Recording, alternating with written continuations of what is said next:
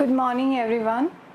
In our last class, we had started the cell organelles. We had started cell organelles. So today we will continue through cell organelles, and we had completed double membrane bounded cell organelles, which are chloroplast and mitochondria, and similarities and difference of chloroplast and mitochondria. And we also started single membrane bounded cell organelle, in which we had completed only one cell organelle, which was ER, endoplasmic reticulum. Today Golgi body से हम start करते हैं कि जो second single membrane bounded cell organelle है वो कौन सा है, गोल्जी बॉडी. ठीक है, देखो सिंगल मेम्ब्रेन सेल ऑर्गेनेल्स जो होता है उसके अंदर ये गोल्जी बॉडी और ईआर जो होते हैं ये एंडोमेम्ब्रेनस सिस्टम के अंदर आते हैं. एंडोमेम्ब्रेनस सिस्टम के अंदर हम इनको इंक्लूड करते. अब इसके अंदर सीन क्या रहता है इनका कि जो ईआर है बेसिकली वो ही सारे सेल ऑर्गेनेल का ओरिजिन माना जाता है, क्योंकि ईआर क्या है, single membrane bounded cell organelles. वो वेसिकल्स भी बना रही है, वो गोल्जी बॉडी भी बना रही है, वो समटाइम्स प्लाज्मा मेम्ब्रेन भी बना देगी. तो वो सारे के सारे सेल ऑर्गेनेल्स वही बनते हैं, उसी से बनते हैं. अभी गोल्जी बॉडी जो है ये भी ईआर से ही बन के आई है. ईआर की जो छोटी छोटी बॉडीज जो उसने रिलीज की है वो एक जगह इकट्ठा होके फिर उनमें डेवलपमेंट होना शुरू हो जाता है और उनमें डिवीजन से कंप्लीट गोल्जी बॉडी बन जाती है. और गोल्जी बॉडी का नेम कोई पर्टिकुलर डिफाइन अपने आप को डिफाइन नहीं कर पाता है, बिकॉज इसका जो नेम है it was based on the scientist who discovered Golgi body. ठीक है, जिसने इसको डिस्कवर किया था उसके नाम पे इसका जो है नाम रखा गया गोल्जी बॉडी. तो अब देखिए गोल्जी बॉडी का जो डिस्कवरर था वो था कैमेलियो गोल्जी. कैमेलियो गोल्जी, और इसकी वजह से इसे गोल्जी बॉडी कहा गया. गोल्जी बॉडी को हम गोल्जी एपरेटस भी कह सकते हैं, गोल्जी एपरेटस के नाम से भी जाना जाता है. अब इसका स्ट्रक्चर देखते हैं, देखो किस तरीके से होता है. ये इसका स्ट्रक्चर है गोल्जी बॉडी का.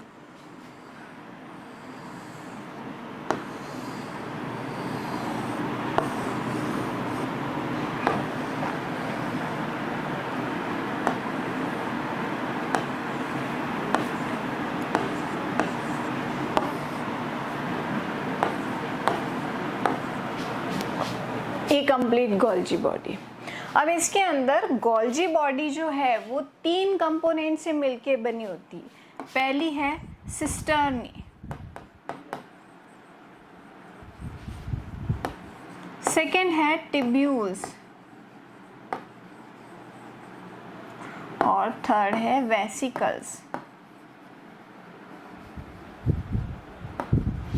सिस्टर्नी, टिब्यूल्स एंड वेसिकल्स, इन तीन चीज़ों से मिलके ये गोल्जी बॉडी बनी हुई है.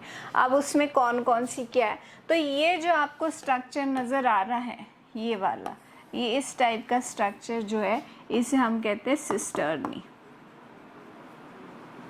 सिस्टर्नी की दो फेज होती है, एक होती है कॉन्वेक्स और एक होती है कॉनकेव. तो आपको ये दिख रही है, ये है कॉन्वेक्स और ये कौन सी है, कॉनकेव. तो जो कॉन्वेक्स फेज होती है उसे हम कहते हैं cis phase, which is known as cis face, cis face. और जो कॉनकेव है उसे हम ट्रांस फेस के नाम से जानेंगे. देखो अगर मैं सिस्टर्नी का स्ट्रक्चर इस तरीके से ड्रॉ करती हूँ तो इसके अंदर ये तो हो गई कॉन्वेक्स और ये हो गई कॉनकेव. कॉन्वेक्स के अंदर ये हो गई सिस फेस, सिस फेस, और ये कॉनकेव ये हो गई ट्रांस फेस. ठीक है ना, ये दो फेसेस इसके अंदर होते हैं. फिर दूसरा इसका जो कंपोनेंट है इट इज अ टिब्यूल. ये क्या है, टिब्यूल है.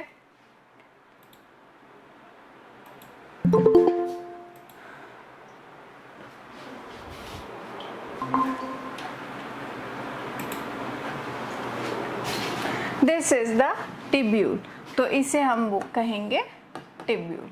और वेसिकल्स, ये जो आपको स्मॉल पार्टिकल्स के फॉर्म में नजर आए हुए दिख रहे, ये है वेसिकल्स।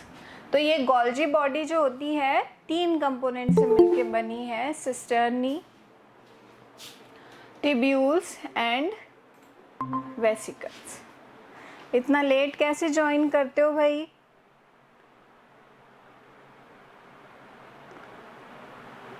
हैं? क्लास का टाइम दिया गया आपको, फिर भी इतना लेट ज्वाइन करना है।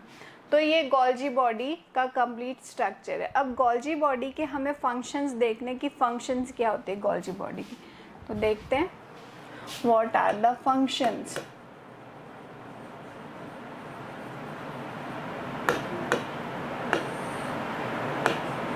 फर्स्ट जो इसका फंक्शन है, ये ER से ही बनी है तो लगभग ER से मिलते जुलते ही फंक्शन है, बट इसके अंदर क्या है, एक चीज इसके अंदर ये होती है कि ये प्रोटीन सिंथेसिस में पार्टिसिपेट नहीं करेगी।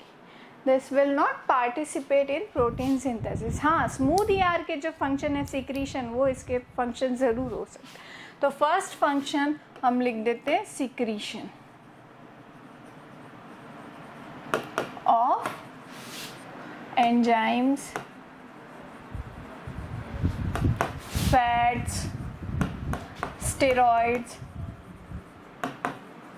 etc. दूसरा इसका फंक्शन है पैकेजिंग, पैकेजिंग of proteins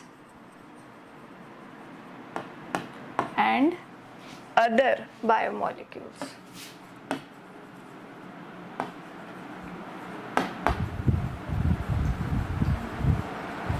किसी को भी पैक करके स्टोर करके ये रख सकते हैं।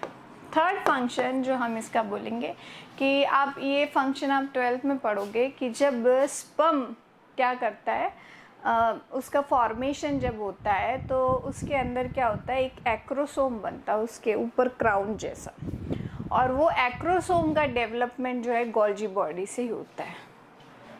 सो ये इसका फंक्शन भी हो गया, development of acrosomes, development of acrosomes of sperm through Golgi body.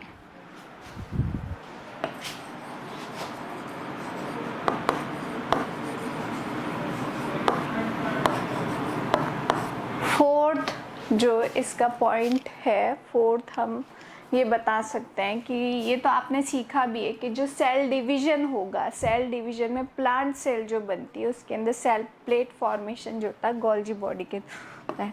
तो in cell division,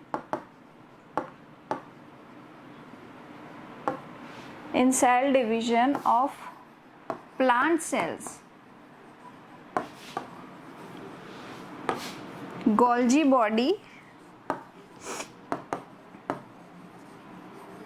forms cell plate. क्या बनाती है? सेल प्लेट बनाती है।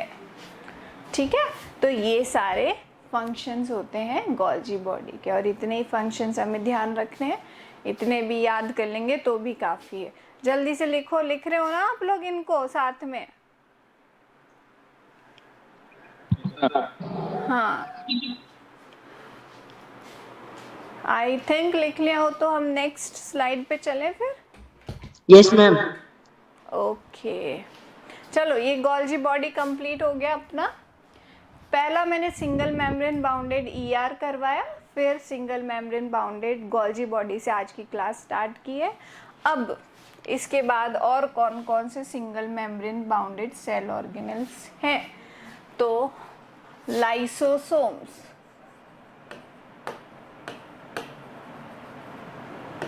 लाइसोसोम क्या है? It is also single membrane bounded cell organelle. ये भी single membrane bounded cell organelle. ये क्या होता है, क्यों बोला जाता है? देखो इसका मीनिंग क्या है, लाइसो मीन्स होता है सम लाइसोजाइम्स, और सोमा वर्ड से आता है जिसका मतलब होता है बॉडी, ऐसी बॉडी जिसके अंदर लाइसोजाइम्स प्रेजेंट हो। अभी लाइसोजाइम्स क्या होते हैं, तो lysozymes are known as digestive enzymes.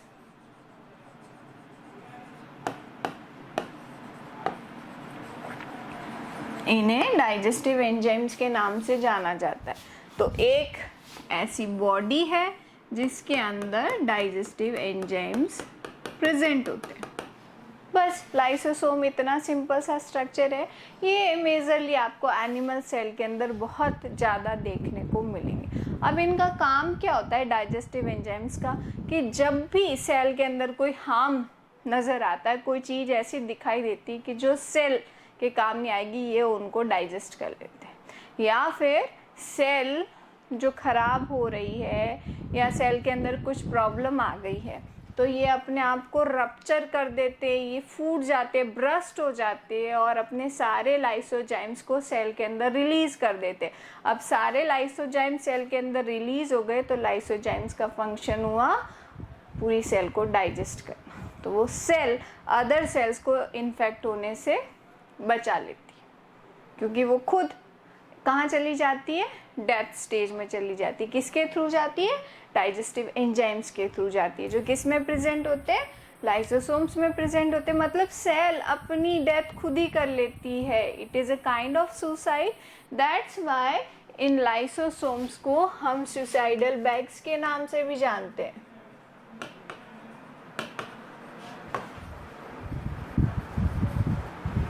के नाम से जानते हैं, सुसाइडल बैग्स के नाम से भी जाना जाता है। क्या करते हैं ये, देखो अब फंक्शंस अगर हम इनके देखें कि लाइसोसोम के फंक्शंस क्या है, तो मेजर तो एक ही फंक्शन नजर आ रहा है आपको,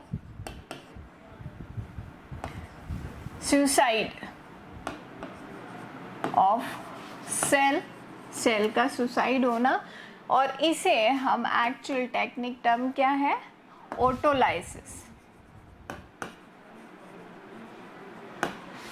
ऑटोलाइसिस करना, अपने आप को ही खत्म कर देना। और दूसरे एंजाइम या दूसरे हार्मफुल पार्टिकल्स को भी डाइजेस्ट करता है।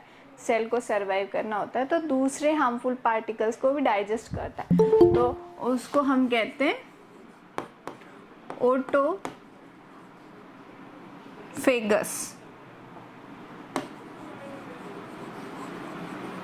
नेचर। ठीक है, इसे हम क्या कहेंगे, ऑटोफेगस नेचर। तो ये है लाइसोसोम्स।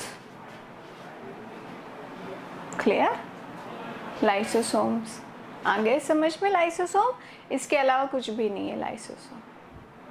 ठीक है, चले आगे। Yes ma'am. लाइसोसोम हो गया। अब आता है वैक्यूल।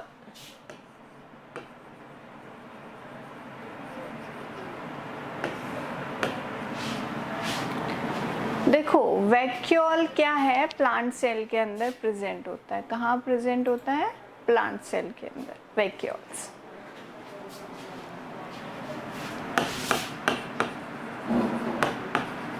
एनिमल सेल के अंदर नहीं होता। जैसे सपोज करते हैं हम, ये एक प्लांट सेल है तो इसके अंदर ये इतना बड़ा क्या है, ये वैक्यूल ही होता है। This is the vacuole. 3/4 portion जो है प्लांट सेल का वो वैक्यूल ही कवर करता है। अब ये वैक्यूल का फंक्शन, मेन फंक्शन होता है स्टोरेज करना, स्टोर करना कुछ ना कुछ। क्या स्टोर करेंगे, कुछ भी स्टोर कर सकता है, कुछ भी स्टोर कर सकता है। अब इसका पहले तो मैं आपको स्ट्रक्चर बता देती हूँ कि ये क्या है, single membrane bounded cell organelle ही है। इसकी जो मेम्ब्रेन होती है वैक्यूल की, इसे हम कहते हैं tonoplast. This is known as tonoplast. और इसके अंदर जो लिक्विड या फ्लूइड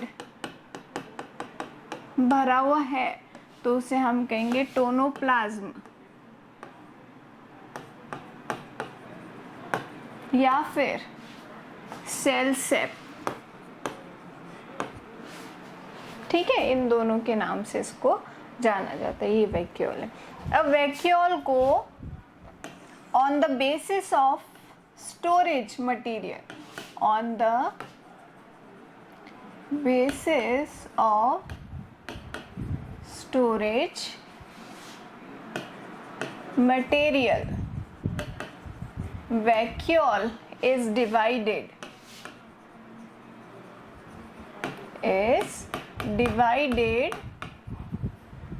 into followings.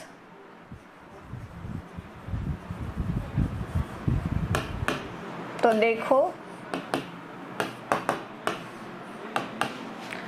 क्या क्या स्टोर करके रख सकती है। पहला तो है फूड वैक्यूल, जो किसको स्टोर करके रखेगी, फूड को। अब किस फॉर्म में होता है, स्टार्च के फॉर्म में, अदर फॉर्म में भी होगा। आपने उसके अंदर पढ़ा है रेड एल्गी के अंदर, आपने उसके अंदर पढ़ा है ग्रीन एल्गी के अंदर, आपने ब्राउन एल्गी के अंदर पढ़ा है सॉर्बिटॉल, मैनीटॉल, लेमिनेरियन स्टार्च।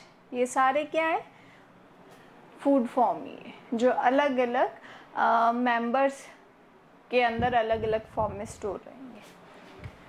दूसरा है pigment vacuole.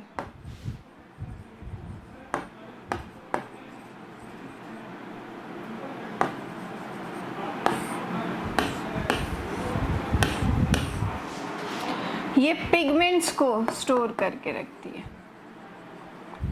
Like green pigment हो गया, क्लोरोफिल हो गया, लाइक रेड पिगमेंट हो गया, ब्लू पिगमेंट हो गया। तो समटाइम्स ये भी स्टोर करके रखेंगी। और एक ऐसी जो कुछ भी स्टोर करके नहीं रखती है और उसके अंदर क्या है, सिर्फ एयर प्रेजेंट है, तो एयर वैक्यूल्स के नाम से जानी जाएंगी ये। तो इनके अंदर स्टोर क्या रहता है, एयर, और ये जनरली प्रेजेंट होते हैं एक्वेटिक प्लांट्स के अंदर, एक्वेटिक प्लांट्स में।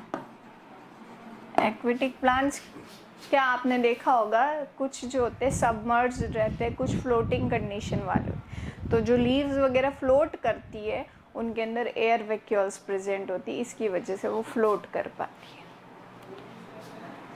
ठीक है, तो ये आपका वैक्यूल हो गया। आ गया समझ में वैक्यूल?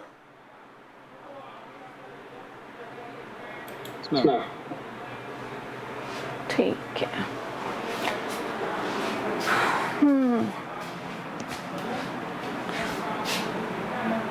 चलिए, तो ये ऑलमोस्ट जो है आपके single membrane bounded cell organelles complete हो चुके। अब माइक्रो बॉडीज आती है जिनके अंदर स्पीरोसोम हो गया, ग्लाइऑक्सीसोम हो गया, पेरोक्सीसोम हो गया। तो ये जो है ना, ये प्लांट सेल्स के अंदर ही प्रेजेंट होते हैं। इनका फंक्शन हमें नहीं पढ़ना है, ना इनका स्ट्रक्चर हमें पढ़ना है। बस आपको ये ध्यान रखना है कि कुछ माइक्रो बॉडीज प्रेजेंट होती है, और वो कौन कौन सी है, स्फेरोसोम्स हो गई, पेरोक्सीसोम्स हो गई और ग्लाइऑक्सीसोम्स हो गई। ये मैंने आपको जब करवाया था क्लासिफिकेशन, तो उसके अंदर इनके नाम लिखे हुए, और वो उतना ही काफ़ी है हमारे लिए। अब हम जो है मेन आ जाते हैं लोकोमोशन के लिए जो प्रेजेंट होते हैं ऑर्गन्स। ठीक है, और ये मेजरली ऑर्गन आपको कहाँ देखने को मिलेंगे, सीलिया और फ्लैजिलास। कहाँ, एनिमल सेल्स के अंदर ज़्यादा देखने को मिलेंगे। प्लांट सेल्स में कहाँ, जो लीस्ट प्रिमिटिव टाइप के जो प्लांट्स है, प्लांट सेल्स होती है, उनके अंदर जैसे जूस्पोर्स हो गए तो वो फ्लैजिलेटेड हो गए। आपने यूग्लिना पढ़ा है, वो फ्लैजिलेटेड है। जो एल्गीज है उसके अंदर कुछ कुछ फ्लैजिलेटेड है, जो यूनिसेलुलर एल्गी। तो ये फ्लैजिला क्यों है, ताकि वो उनको लोकोमोशन दे सके, वो उनको लोकोमोशन प्रोवाइड कर सके। अब लोकोमोशन प्रोवाइड कर रहे हैं, ठीक है, लेकिन जैसे जैसे हम हायर प्लांट्स की तरफ बढ़ते चले जाएंगे ना, वहाँ पे फ्लैजिलर मूवमेंट्स आपको देखने को नहीं मिलता। ये मूवमेंट्स मेजरली हमें एनिमल्स के अंदर बहुत ज़्यादा देखने को मिलेगा। फ्लैजिला हो गया, सीलिया हो गया। तो आपकी बॉडी के अंदर भी सीलिएटेड एपिथेलियम प्रेजेंट है ना। हम पढ़ के आए थे एनिमल टिश्यू के अंदर कि ciliated animal tissue, ciliated columnar epithelial tissue, ciliated cuboidal epithelial tissue. तो अब उस सीलिया का, उस फ्लैजिला का स्ट्रक्चर पढ़ना है। तो उससे पहले हमें हल्की सी जो जानकारी होनी चाहिए वो होनी चाहिए माइक्रोट्यूब्यूल्स के बारे में, कि माइक्रोट्यूब्यूल्स होती क्या है।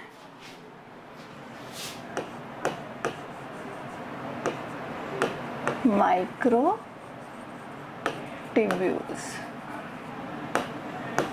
तो देखिए माइक्रोट्यूब्यूल्स क्या होती है। ये आपके बनी होती है, these are made up of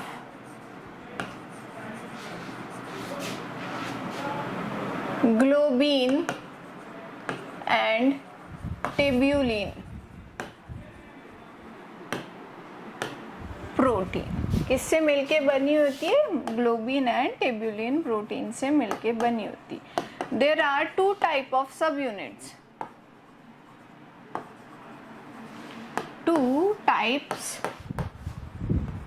there are two types of subunits।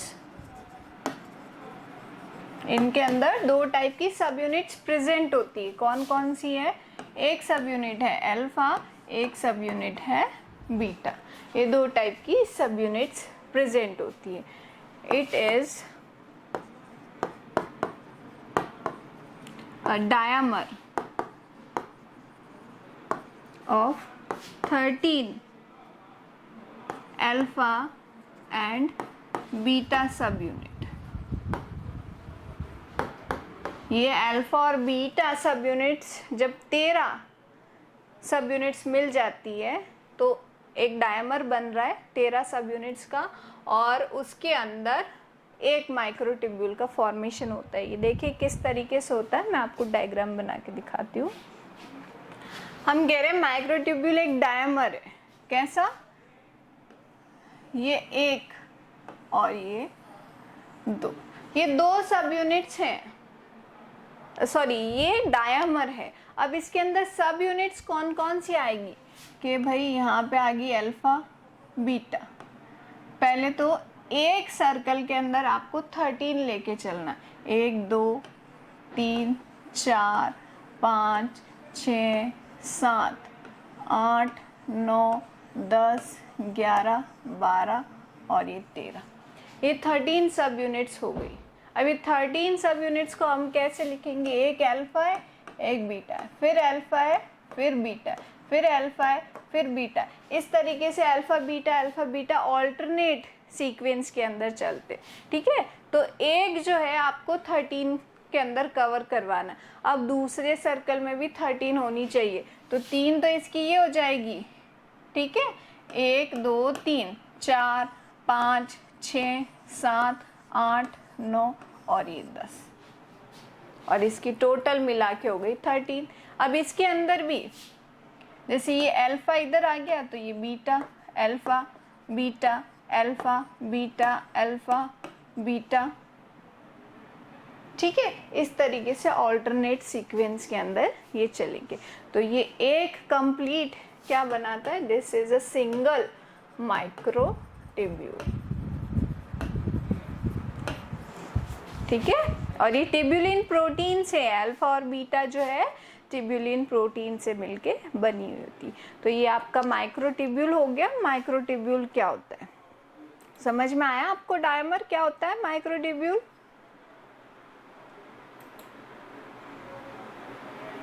आ गया आप चारों को समझ में? Yes ma'am. ठीक है, तो मेरे ख्याल से काफ़ी है आज के लिए इतना। आप ये वर्क कंप्लीट कर लेना, और नेक्स्ट क्लास में जो है मैं आपको अब स्टार्ट करवा दूंगी ये आपका माइक्रोट्यूब्यूल से सीलिया और फ्लैजिला का जो लोकोमोशन स्टार्ट करेंगे। वो लोकोमोशन क्या होता है, सीलिया और फ्लैजिला का स्ट्रक्चर जो है वो किस तरीके का होता है। ठीक है ना?